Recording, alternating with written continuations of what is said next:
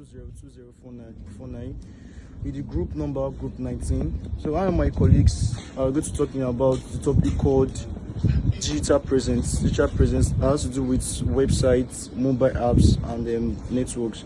Now in this topic involves 5 sessions, and these 5 sessions are Web 2.0, if websites, information architecture, digital presence strategy, m-commerce and e-commerce. Now after these 5 sessions, I'll be talking about 2 topics, while the remaining 3 topics are what my colleagues are going to be treating on. So now these 2 topics I'm going to talk about is digital presence strategy and m-commerce. Now I'm talking about digital presence strategy. Now before going to what we call digital presence strategy, now what is the meaning of presence? Now presence have a lot of definitions. Now but the presence we're talking about to a marketer or a business. Now if you ask a marketer what's the meaning of presence, now presence has to do with how a market exists. You're not talking about digital presence. You're talking about digital presence. Now digital presence has to do with how a business is being seen on the internet.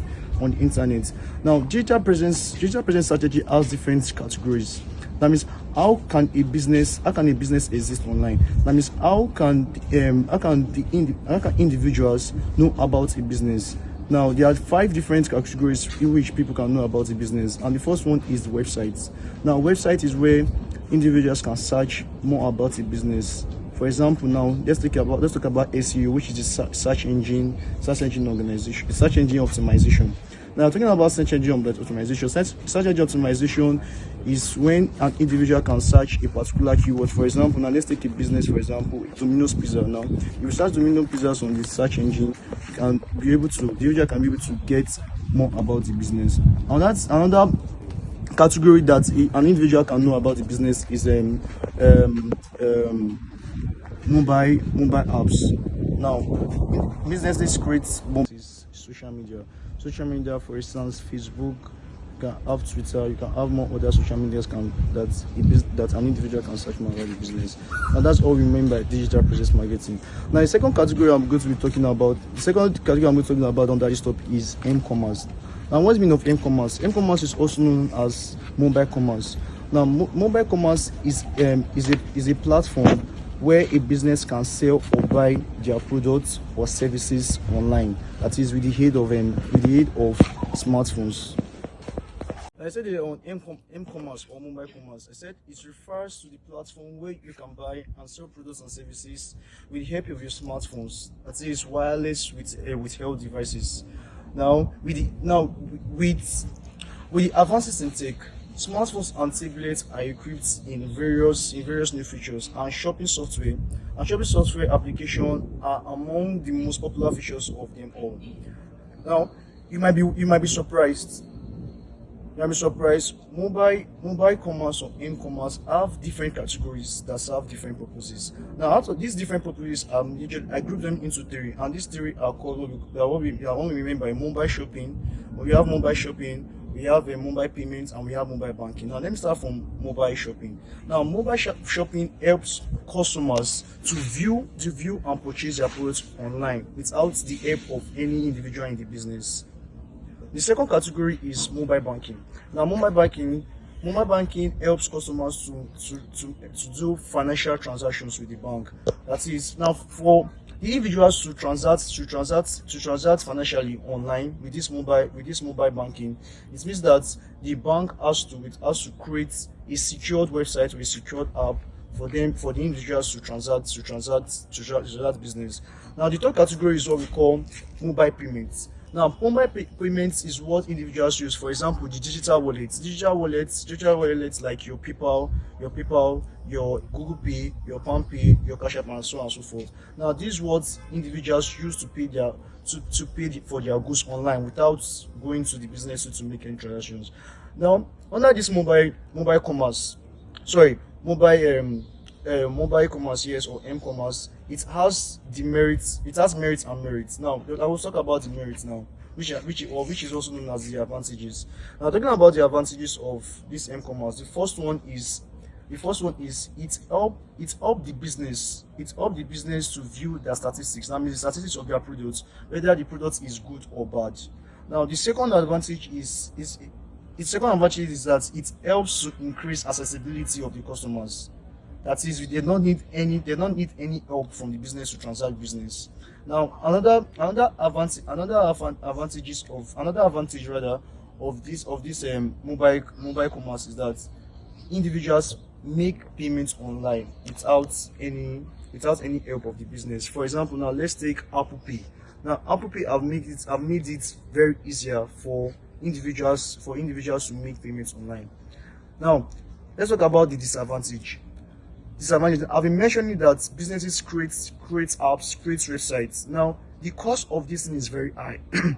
The cost of this is very high. So the cost of the production of all these websites and apps is one of the disadvantages of this mobile commerce. Another disadvantage is not everybody have gadgets. For example, the how can old people make transactions online when they don't have phone? So that's the second disadvantage rather of mobile commerce. So the rest of my colleagues will be talking about the rest of the categories of this digital presence. Thank you.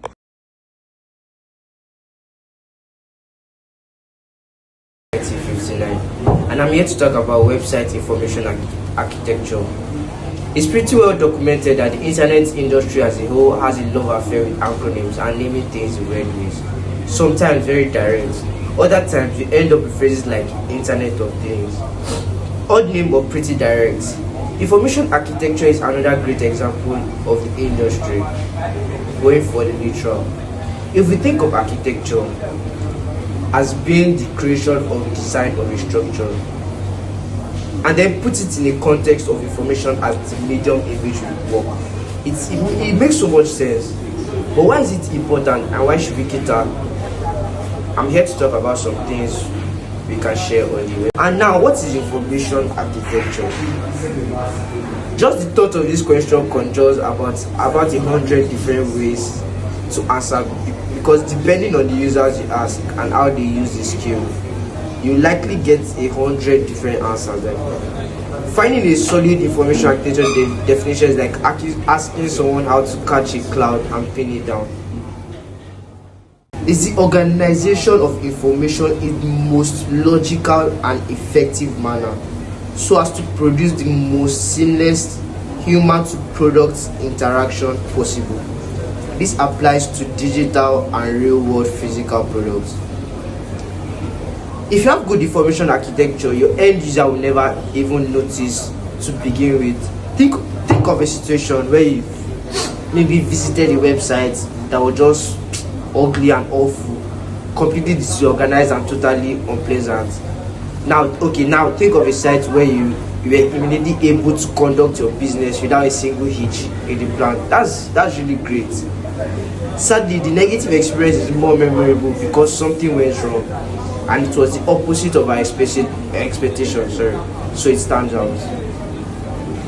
Website information architecture comprises of 8 principles, very important fundamental principles. Number 1, principles of objects. Number 2, principle of choice.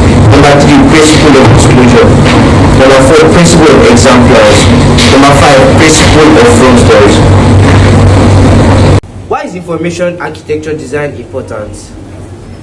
Without information architecture, simply put, people just give up. Actually, think of the latest time you couldn't find something in a store.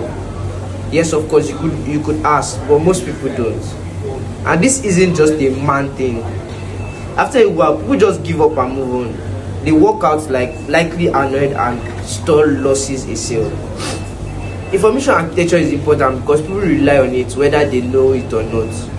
You don't think about these kinds of things as they happen. Let's say you walk into Target, buy stocks. You don't head to the frozen pizzas, do you? No. You don't. You get your Starbucks first like a civilized person. Grab a cart, then follow the signs and cues to the apparel section. That is good AI at work, and it was so good you never knew it was happening. Good AI is also impossible to do a target run.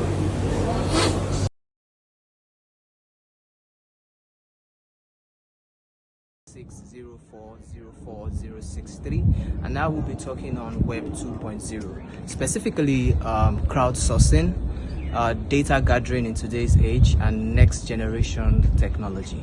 Crowdsourcing, basically, it's more of a situation, a technical situation where you engage large large communities of people, large gatherings of people to contribute to a certain task online, to give a reward, either financial or otherwise. We have situations where people get to fill surveys, take quizzes, download apps, or your like pictures in order to get a reward, a coupon, a bonus, whatever it is, right? So what this ensures is that there's a large number of people contributing to a specific task, right, which really saves a lot of businesses costs in terms of having to do all of these things by themselves. And they also get feedback from people in how to improve their businesses, how to improve their services, and other things like that. Take Google, for instance.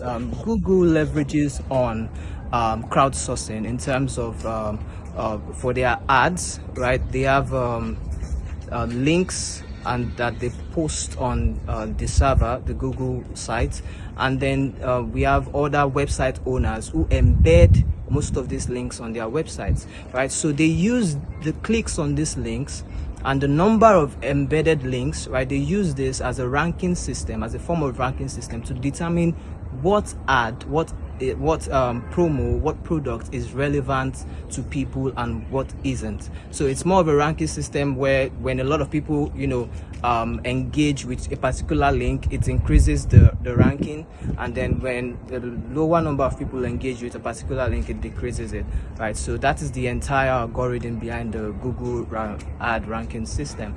And then we have a massive flow, a massive amount of data that is being gathered today.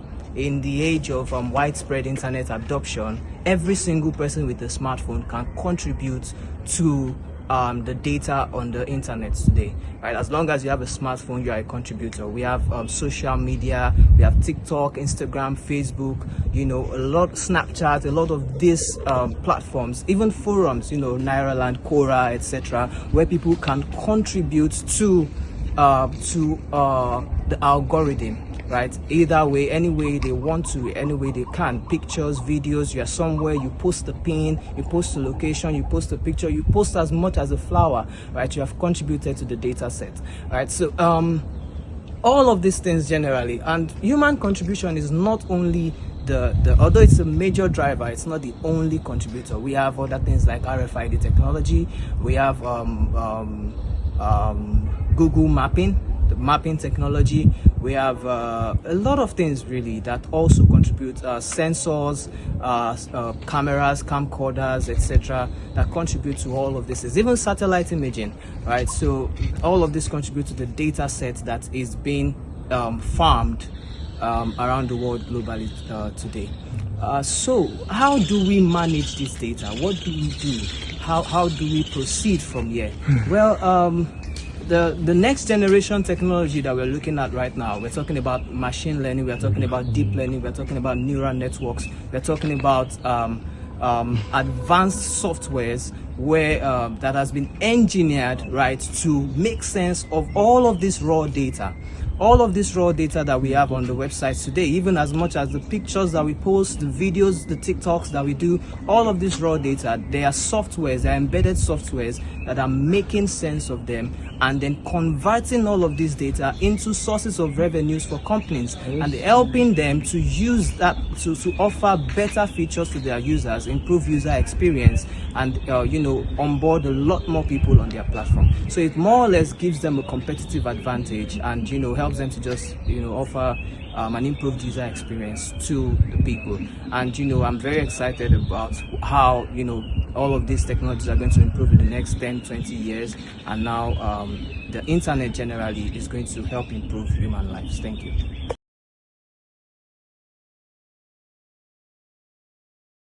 E-commerce can be divine.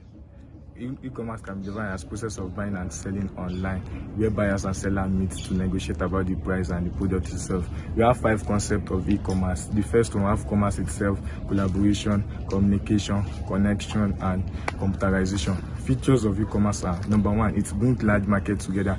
People meet together, buyers and sellers can link up together. International standard, their customers are abroad, Nigeria, everywhere, sellers are abroad, and then to eliminate the needs of moving cash all around, you can just transact from your comfort. Then it eliminates the face-to-face meeting again. Okay, we have type of e-commerce. The first one, business to business e-commerce. The first one is when business owners sells and buy from each other. Okay, the number 2 one is business to consumer, where consumer gets goods, buy goods from the business organization like Jumia and the rest. Where we have consumer to consumer, where consumer sells their used goods to the final user, just like OLX and more and its likes. Then we have consumer to agency. It's the process when consumer sells or buy from the government. Okay, we have the other one, it saves stress, it reduces the cost, selling cost, because no physical shops is used, so no additional cost is added to it. It eliminates meeting to face-to-face meeting. So disadvantages of e-commerce: 1, security issues, because some sites might be put down, then they might later scam their customers. Then issues of trust, there are no credit facilities. Is that you pay, then you take your goods immediately.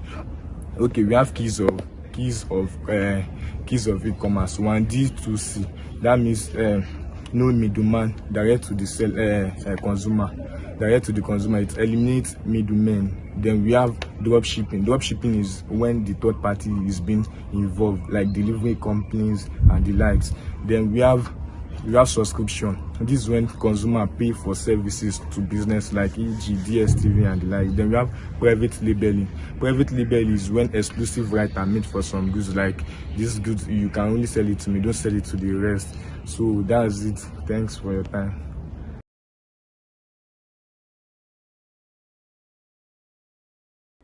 I'm here to talk about website marketing. As a business owner, website marketing is meant to be a must for you, because as a business owner, you are steadily looking for ways in which you can reach a specific audience and a wide range of people who are willing to patronize you. Well, website marketing is all about marketing your products on the website, basically.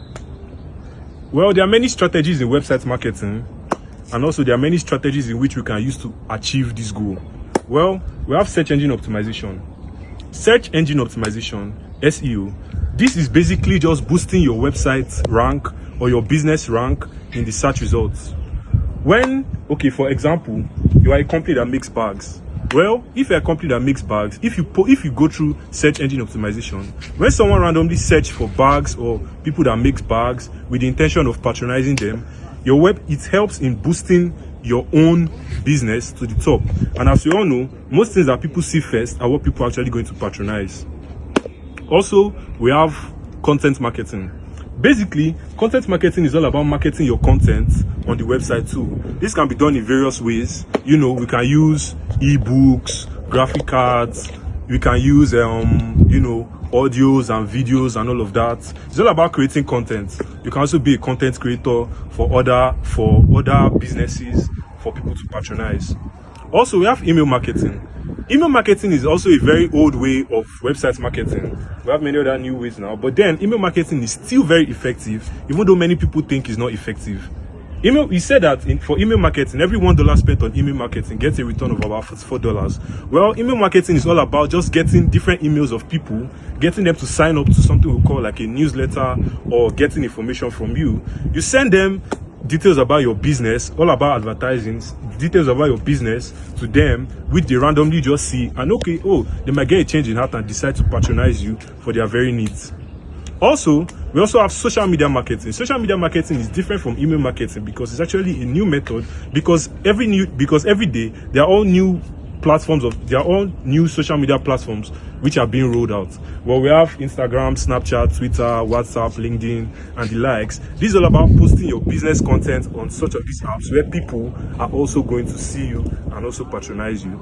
Well, the various advantages of website marketing are: website marketing helps you reach a specific audience. Like we all know, there are different people that use different apps due to different reasons. Might be diversity, culture, age, and all of that. Certain group of people tend to use certain group of apps. Well, as you can see, the group of people in a particular country, the apps they use might not be the same apps group of people in another country might use. So this helps you get a wide range of people from different parts of the world. Then, another advantage of website marketing is very cost effective. If you want to go through the traditional ways of marketing, which can be billboards, radio stations, banners, and all those things are very, very effective. But